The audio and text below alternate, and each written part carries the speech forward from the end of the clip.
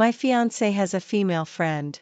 He has liked her for 10 years and once confessed when drunk. I don't dare to confess my feelings because I'm afraid that if I do, we won't even be able to be friends anymore. I wasn't angry. Instead, I quietly bought rings and ordered a wedding dress.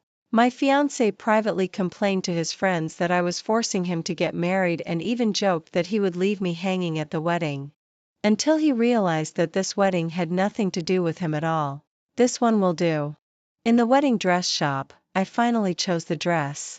The salesperson asked me, "Do you need to ask your fiancé for his opinion?" In the whole shop, all the other girls were accompanied by their boyfriends, while I was alone. I smiled and said, "No need. He'll like it." While sitting on the sofa waiting to pay, my phone alerted me that a post I was following had been updated. The title of the post was 10 Years of Loving a Girl, and the person who posted it was a boy. Countless people below urged him, "Hurry up and confess." He said, "I don't dare. I'm afraid that if I confess, we won't even be able to be friends anymore." The person who posted this was my fiancé, Ronan. When I got home, Ronan was drinking with his friends. Among a group of boys, there was only one girl. She had a hot figure, was wearing black stockings, and casually sat on the sofa with her legs crossed, not caring about anything. I knew this girl. Her name was Luna. She was Ronan's good friend. "All of you, whoever gets a girlfriend has to let me, your dad, check it out first, you know?" Immediately, someone started to stir things up. "Ronan's girlfriend is almost getting married, right?" Luna's smile froze for a moment. She kicked Ronan with her foot in black stockings. "Hey? You're quite something. No wonder you seldom came out to play with us recently. So you're getting married? You value sex over friendship." Ronan leaned lazily back on the sofa, half hiding and half not hiding, "Nothing of the sort. Don't be shy. If you're really getting married, I'll definitely give you a big red envelope." Luna smiled and patted Ronan, but somehow her eyes turned a bit red. She picked up the wine bottle and took a few sips. Ronan looked at her and said, "Stop drinking. Mind your own business. You've drunk too much." "Fuck you. I haven't drunk too much. I'll drink if I want to. It's none of your business." As Luna said this, she seemed to be unable to hold her liquor and gradually leaned her whole body against Ronan. "Ronan," she murmured as if she was about to say something. Ronan couldn't hear clearly. He lowered his head and put his ear close to the girl's lips. The atmosphere became extremely ambiguous at this moment. However, bang! It was me opening the door. The whole room fell silent for a moment. I didn't look at any of them. I put down my bag, changed my shoes, and went into the study. I didn't say a word throughout the whole process. Gradually, voices came from outside the room. Someone said, "Ronan, sister-in-law seems unhappy." They thought I was angry and was giving Ronan a cold shoulder. Ronan probably thought so too. Only his voice came, "Leave her alone."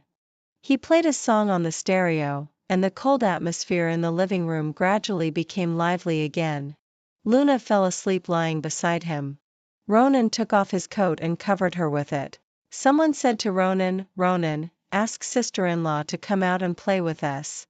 Ronan said in a flat voice, "No need. She's socially anxious." I was indeed socially anxious. To be more precise, I had anxiety disorder. My hands would shake and I'd break out in a cold sweat when speaking in a crowd. Therefore, I didn't have much social life and my whole life revolved around Ronan. He once kissed me tenderly and said, "Selena, I'm so lucky to meet a girl like you who only has eyes for me." But now, what used to be an advantage had become a disadvantage. You don't understand. I really hope she can go out and socialize more and make some friends. Ronan took a sip of wine and complained. Someone joked, "Sister-in-law is so beautiful. If she really goes out to socialize, there will surely be lots of people rushing to ask for her WeChat. Then she won't have time to pay attention to you." Ronan laughed and said, "Let her go. Let her get to know more other men. Don't be so clingy to me like now." His voice was very relaxed, certain that I wouldn't actually go. I needed to go to the hospital regularly to get medicine for my anxiety disorder, so I couldn't participate in any social activities at all. The so-called fairness that both sides could make friends with the opposite sex was actually just to fulfill his own freedom. But it didn't matter. I didn't care anymore. I took out my iPad and started drawing the design sketch of the wedding invitation. In the upper left corner, I outlined the initials of the bride and groom in cursive letters, TCHISUI Joe. The bride was me, Selena. The groom wasn't Ronan, though. After finishing drawing this invitation, I was going to marry the person I wanted to marry when I was 16. Ronan thought I was having a cold war with him. He didn't coax me either and went to sleep alone at night. I drew until midnight. When I took a break and checked my phone, I found a "people you may know" in my contacts list. It was Luna. Her latest post was posted 30 minutes ago. In the video, she took a sip of wine and kissed Ronan amid the cheers of a group of people. The accompanying caption was, "Childhood sweethearts, but just a lip friendship." The location was the living room of my house. In the warm yellow light, the silhouettes of her and Ronan looked so good together, with a strong romantic atmosphere. In the comment section, many people who didn't know the situation shouted, "You two are a perfect match." There were also a few scattered comments saying, "I can't stand it. It's so ambiguous. Why say it's friendship? The world has become so abstract that I don't understand it." These comments were quickly besieged by a group of people. Luna herself replied, "Don't be so obsessed with romantic relationships, okay? I'm close to both guys and girls. I'll kiss pretty girls even more passionately." Her bold statement attracted a bunch of new replies. "Ah, I'm okay with it. Sister, kiss me." Somehow, I couldn't help laughing when I read these. My eyes felt a bit hot and tears flowed down. But it wasn't because of Luna or Ronan.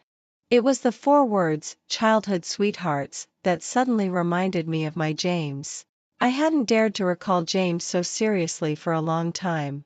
White shirt, ice-cold soda, and the rebellious eyebrows and eyes of the boy in the sunlight. I rushed up and hugged him when he made the last 3-pointer at the buzzer.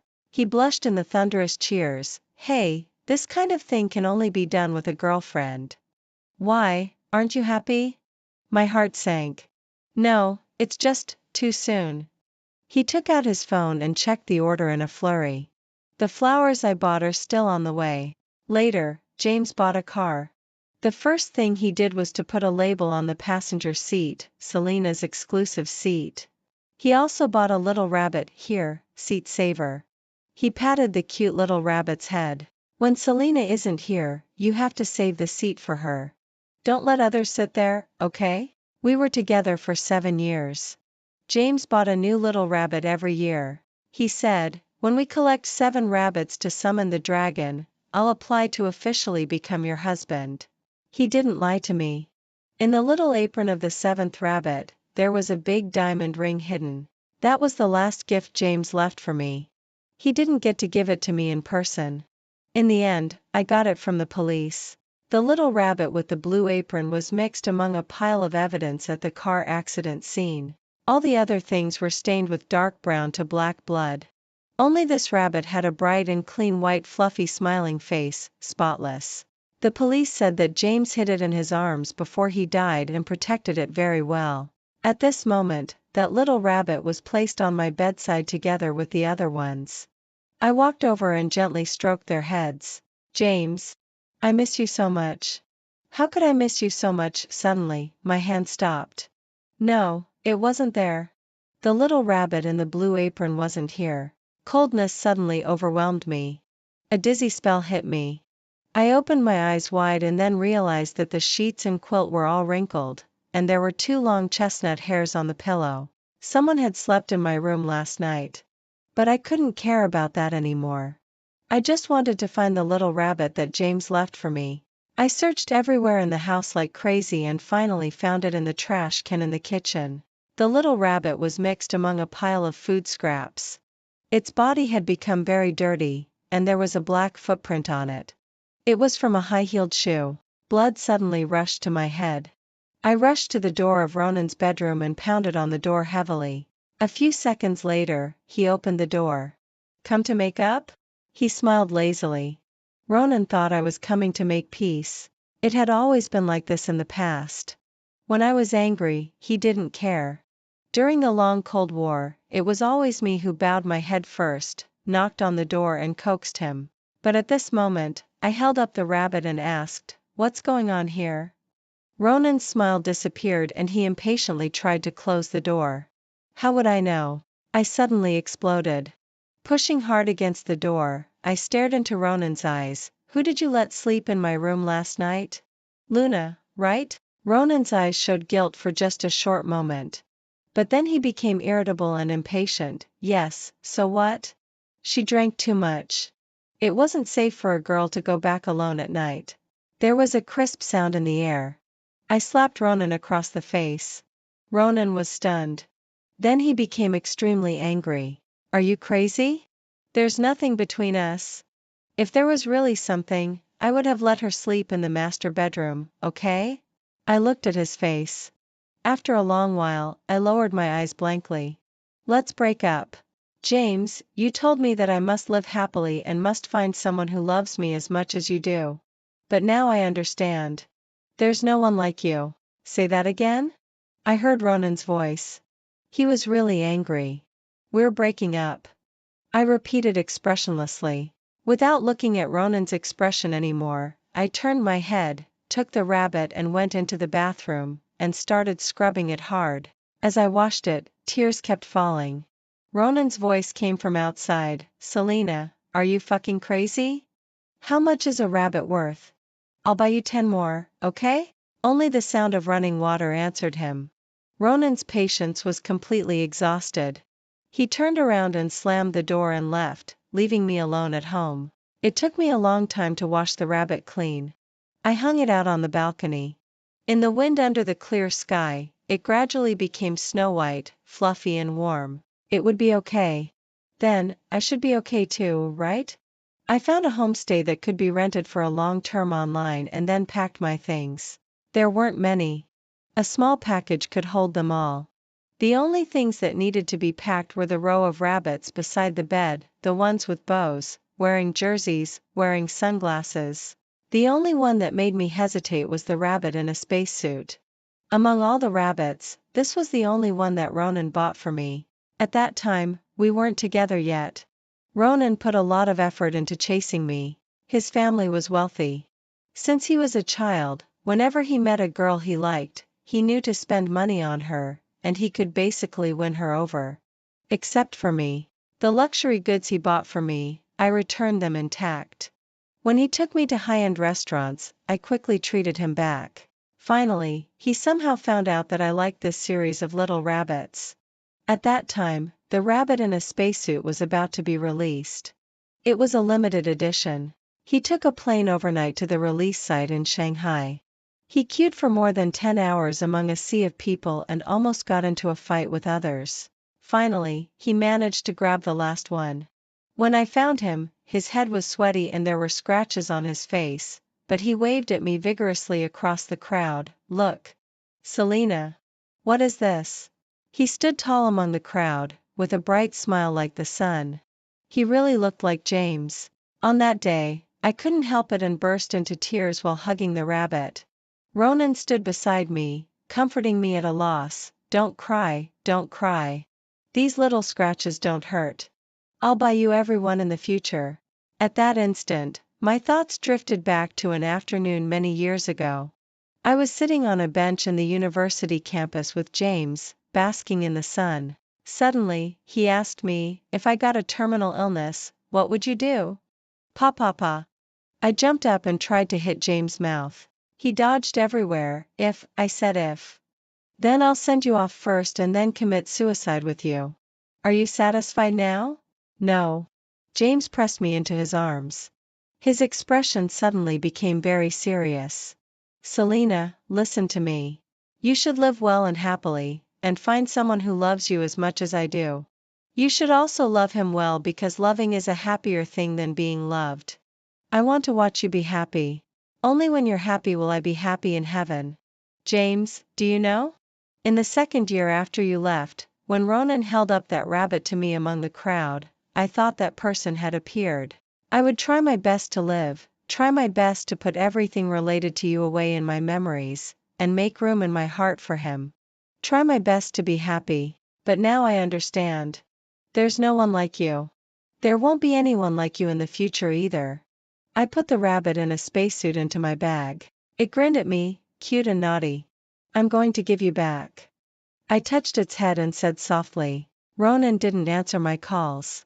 Fortunately, he only liked to go to a few places. I found him in a KTV box. When I entered, his friends greeted me one after another. Sister-in-law is here. Sister-in-law, sit here. They gave up the seat beside Ronan for me. Ronan had a cold face, staring at the screen with the lyrics scrolling on it, not looking at me. He thought I was coming to bow my head and make peace, so he was waiting for my apology. I didn't go over there. I sat in the seat at the very edge. No need. I'll just sit here. Ronan frowned. Luna beside him smiled and pushed him. She's angry. Hurry up and coax her. Ronan didn't look at me or her. Order a song. Whose turn is it next? He deliberately ignored me. Ronan knew that I would feel anxious in a crowd, so in the past when he took me out, he always sat beside me, for fear that he couldn't take care of me. Now he deliberately ignored me, just waiting for my anxiety disorder to flare up and force me to bow my head to him. Luna smiled. You brat, you have such a bad temper. Don't you know how to cherish a beauty? She walked towards me with a glass of wine in her hand. Ronan is such a straight guy. Baby, don't argue with him. She affectionately put her arm around me. In the next moment, the wine glass suddenly tipped over. A whole glass of ice-cold whiskey spilled all over me. I was wearing white clothes and my chest was completely wet, looking extremely embarrassed. No, I was kind enough to persuade you. Why did you push me? Before I could say anything, Luna had already taken the preemptive move. She fell backward, bumped into the cabinet behind her, and now she was covering her waist, looking like she was in great pain. The boy beside her also chimed in. Ronan, your girlfriend is really mean. You two had a fight, but it's not right for her to vent her anger on Luna. I turned my head and stared at the boy. There was a scar on his forehead. I recognized him. Finn. In high school, he was Luna's little follower. Finn felt creepy when I stared at him. He swallowed. Ronan. Ronan had already walked over. He helped Luna up. Where did you bump? Does it hurt? Luna's eyes were red. She held back her tears and said, It's okay. Just coax your girlfriend. Ronan suppressed his anger and turned to look at me. Apologize. I didn't say anything and just quietly looked at him. Apologize. His voice got louder. Luna tugged at the corner of his clothes. Oh, don't quarrel because of me. She said this while standing behind Ronan, looking at me with a smug face. Ronan didn't know that when I came over just now, I had met Luna in the corridor. She looked at me with a smile on her face. I really didn't expect that a bitch like you could seduce Ronan. She added, he's liked me for 10 years. Believe it or not, I just need to beckon with my finger, and he'll dump you and come back to me. At this moment, she stood behind Ronan, looking at me. Her face was full of the look that she had won. Ronan repeated, I'll ask you one last time. Will you apologize or not? The music from the next room came, vibrating my eardrums. I seldom spoke on such occasions. Speaking in any public place would make my hands shake and my heart palpitate. But at this moment, I suddenly smiled. I said, It's you who should apologize. Luna, and you, Finn. You both should apologize to me. I wasn't born with anxiety disorder. Before I was 16, everyone said Selena was like a little sun, lively, bright and warm. When did things start to change? Probably it began when my mother remarried Luna's father. In fact, it was just a very ordinary family reorganization, but somehow, rumors started spreading in school that my mother had become a mistress and got into that position. The rumors spread wider and wider, and I became the daughter of a mistress. I tried to explain, but no one believed me. All kinds of versions began to spread on the school's post bar. Do you know? Actually, Selena's mother has been teaching Selena the skills of being a mistress all the time. No wonder Selena always looks so flirtatious when she talks to boys. It turns out it's in the family tradition. Tell me, Selena always goes in and out of the principal's office, and then the principal gave her the first-class scholarship. Could it be that? It's terrifying when you think about it carefully. How old is the principal? She's really shameless. It's a family of mistresses. You have to sacrifice something to achieve your goals. There's nothing they won't do. Then campus bullying followed. During class, as long as I was called to answer questions, there would be all kinds of strange laughter from below. During the art performance, there were laser pointers shining on my eyes from the audience. Whatever I said would be recorded and magnified and interpreted infinitely on the post bar. Gradually, I didn't dare to speak anymore, avoided talking to anyone, and went to and from class silently every day. That was when James appeared. He dragged the boy who shone the laser pointer at my eyes out of the audience and punched him on the bridge of the nose. Many people went to pull him, and a group of the boy's cronies took advantage of the chaos to hit James. James soon had blood on his face, but he didn't seem to care at all. He just pinned the instigator firmly to the ground and punched steadily, again and again. The expression on his face was calm and focused, exactly the same as when he was participating in the International Olympiad. The incident caused a big stir. The boy's father was the deputy general manager of a certain group. He brought people to find the principal to demand an explanation. James lost his national award and the qualification for excellence evaluation because of this. For the first time since he was a child, the good student got a demerit. When he finally came out of the principal's office, many people went up to care about him. Girls surrounded him, and Luna was among them. She held a tissue and said with a sob, "James, the wound on your face is bleeding. It makes people feel so distressed." James pushed her away and walked towards me. I lowered my head, not daring to look at him, and turned to leave. Because I was afraid that my bad reputation would affect him, I hadn't talked to James for a long time. My wrist was suddenly grabbed. "Running away from me again, little childhood sweetheart?" James' voice was low, sounding aggrieved. As soon as I turned around and saw the wound on his face, tears immediately fell down. Don't cry, don't cry. It doesn't hurt." He smiled gently. "It's worth getting this little wound if it makes you finally talk to me. I don't mind. Those posts on the post bar were all posted by you, right?" In the KTV box, I looked at Luna, and then my eyes turned to Finn. "And you, was it fun to shine the laser pointer at other people's eyes? If someone hadn't stopped you, I would have gone blind long ago. If an apology is really needed, shouldn't it be you who should apologize to me?" Finn lowered his head, not daring to look at me. But Luna just blinked her eyes and then stood up. "Are you crazy? Who posted things about you? Do you have any evidence before you talk nonsense here? Is your persecution paranoia acting up again?" She took a look at Ronan, who was standing aside, and said with a bitter smile, "I get it. You just misunderstand the relationship between me and Ronan, so you want to smear me in front of him. Ronan, do you believe her?" Luna looked at Ronan. Ronan had a gloomy face and didn't say a word. "Got it." Luna smiled palely. "You men all fall for this. Okay, then I'll apologize to your dear girlfriend." She walked towards me. Perhaps because she was drunk, she walked unsteadily. Her foot and high heels slipped, and she fell to the ground directly. Ronan rushed over to support her. "Let me go." Luna's eyes were red. She struggled with a sob. "Why are you still bothering with me? Don't you believe her already?"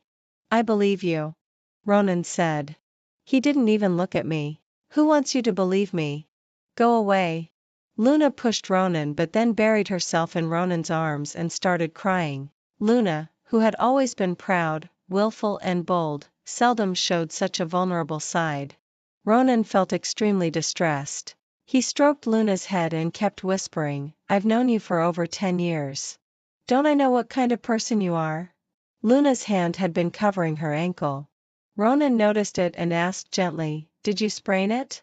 Luna sniffed and pretended to be strong and said, "It doesn't hurt.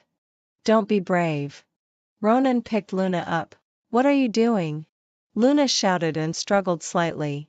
What are you doing? Put me down. Stop making trouble. If you keep making trouble, I'll let you hop to the hospital. I'll hop then. Luna didn't admit defeat verbally, but obediently put her arms around Ronan's neck. She turned her head to look at me. In the dim light of the KTV, she mouthed to me, "Bitch." It was exactly the same as what she called me on the school's post bar many years ago. Ronan. I called his name. Ronan stopped.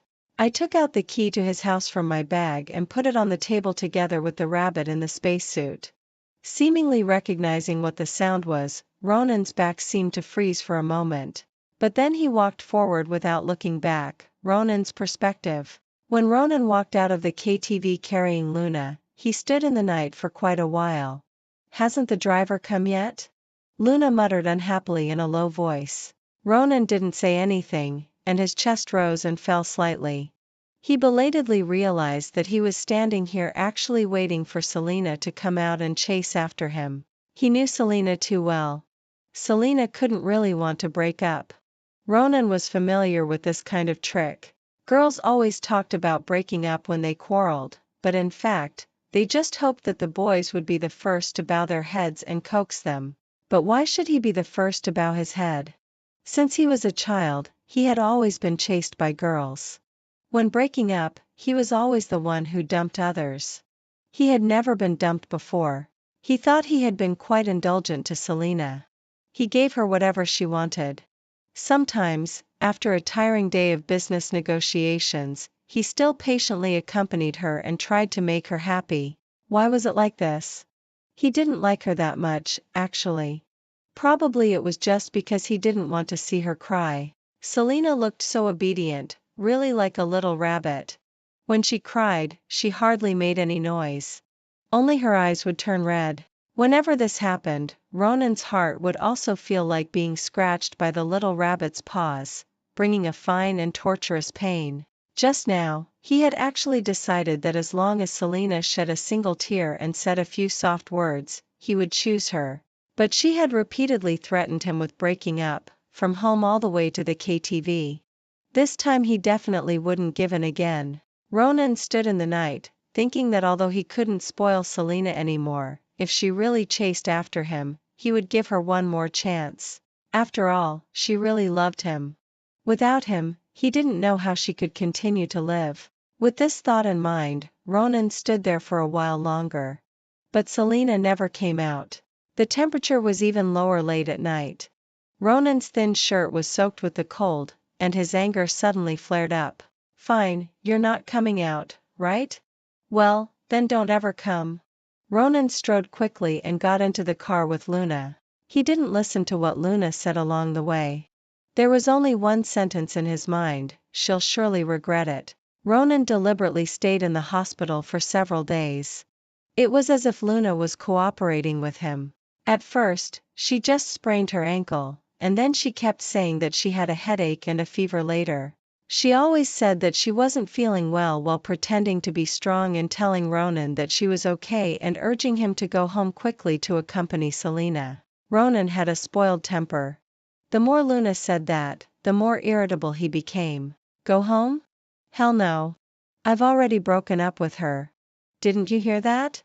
After saying that, Ronan would still secretly open his phone and quietly check if there were any new messages.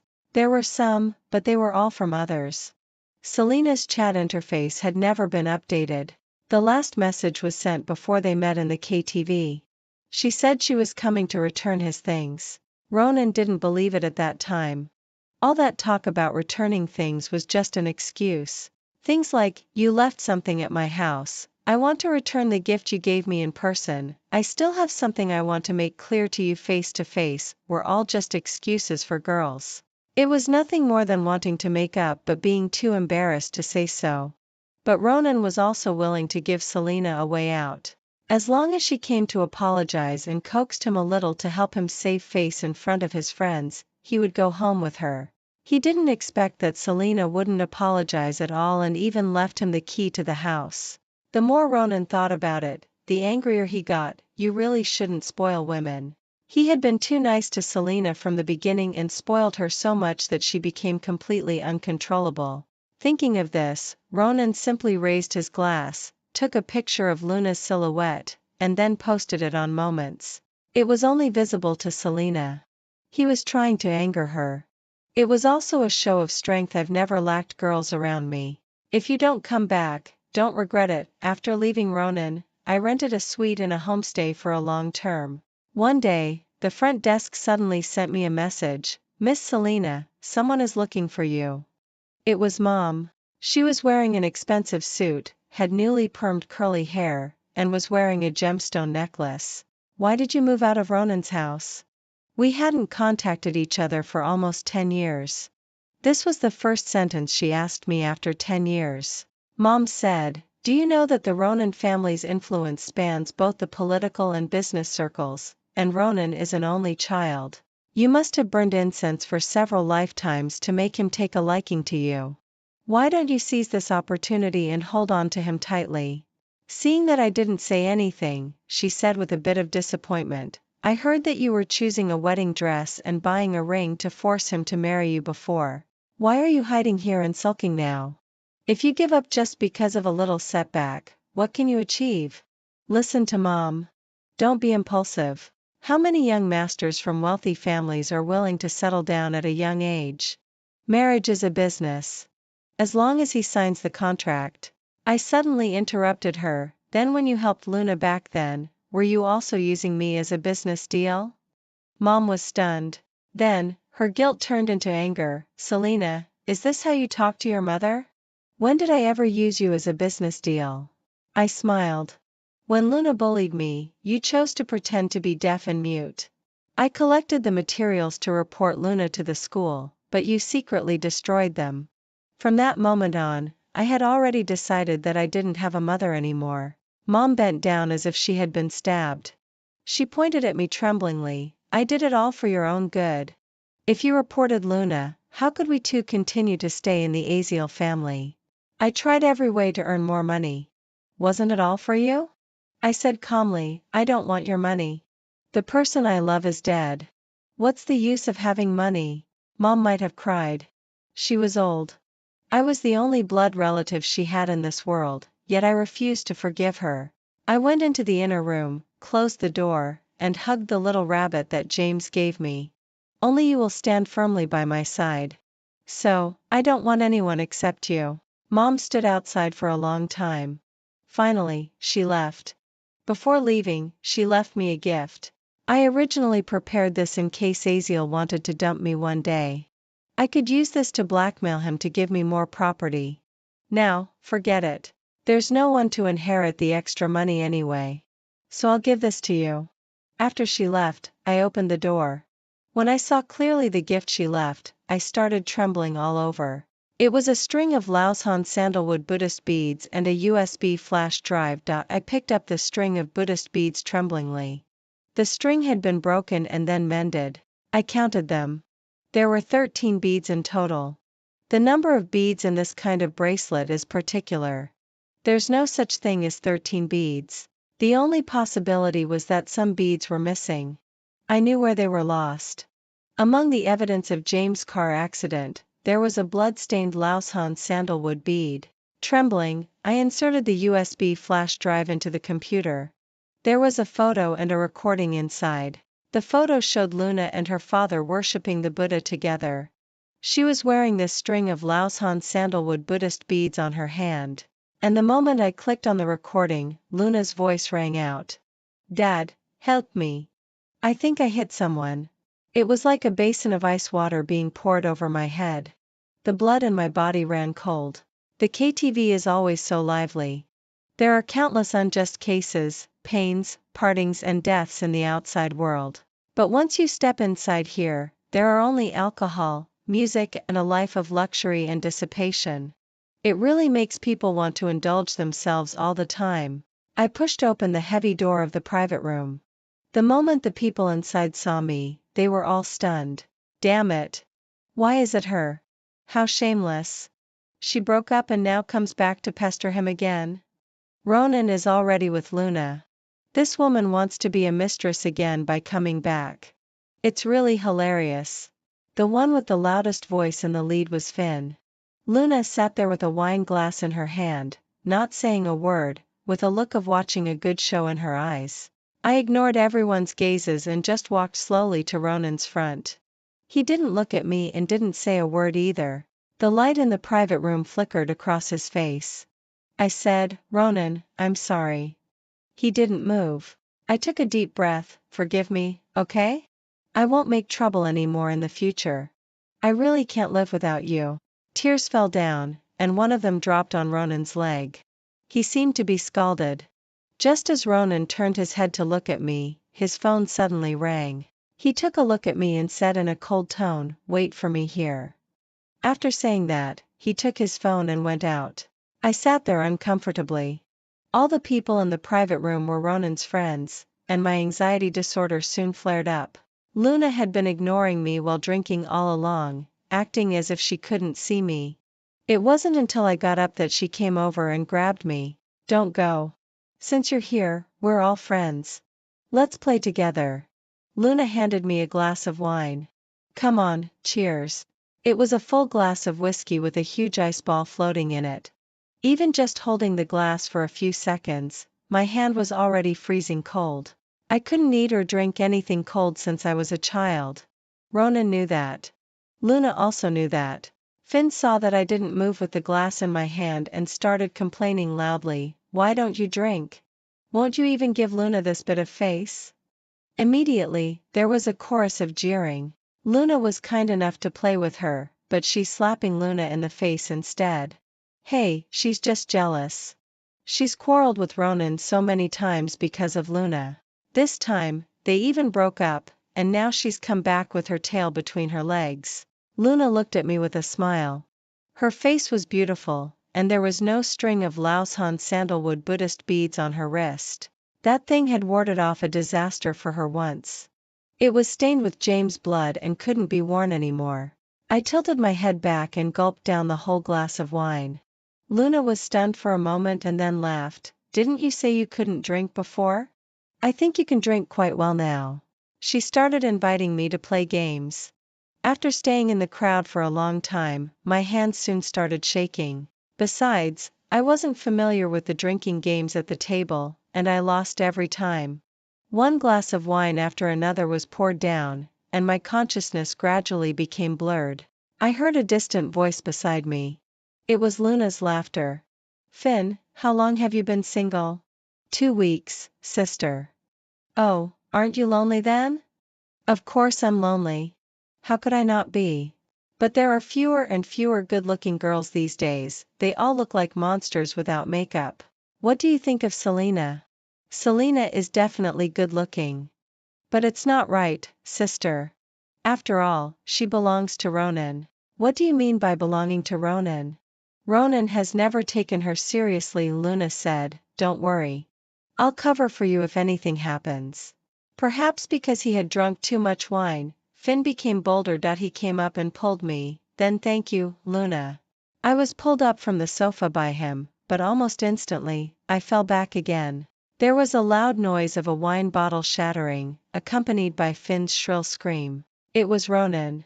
He held a mobile phone in one hand expressionlessly and a broken wine bottle in the other. Finn covered his head and fell to the ground screaming. Luna's face turned pale.